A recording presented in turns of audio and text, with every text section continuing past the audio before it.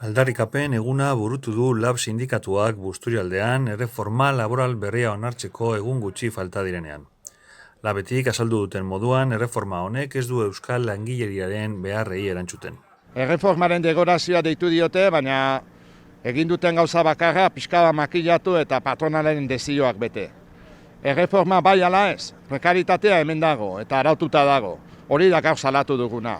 Kontserberatan, zaintzan eta garbitasunean lan egiten dutenak, ia gehienak emakumeak direla azpimarratu du sindikatuak.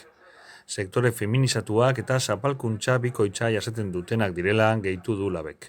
Enpresariak emakumeetaz aprobetxatzen dira, beraien lan eskubideak kendu eta beraien poltsikoak betetzeko. Hau da gaur salatu nahi duguna. LABetik esaten dugu, badugula aukera Euskal Herrian posible egitea, langile antolakuntzaz, eta borrokaz lortu dira hemen hitzarmen asko hemengo errealitatera lotzera.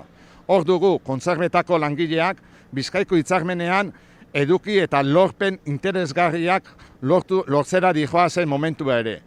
Gogor borrokatuz, gure bi eskualdetan erakutsi duten bezala. Oihartzun handikoak izan dira hauek eginiko grebak eta mobilizazioak. Hemen bizi gara eta hemen erabaki nahi dugu. Horregaitik behar dugu estatu burujabe bat. Madridik ez badator, guk egingo diogu aurrera.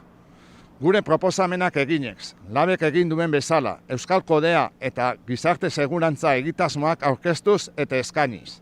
Lantokiak, kaleak antolatuz, denok batera borrokatuz. Horregaitik klase langileria Bilboko kaleak betetzera joan behar da. Erreforman honi ez esateko, Euskal Herriko gehiengo sindikalarekin batera. Igandean, denok Bilbora. Euskal Herrian lortu ahal dugulako lan duina, bizi duin bat edukitzeko.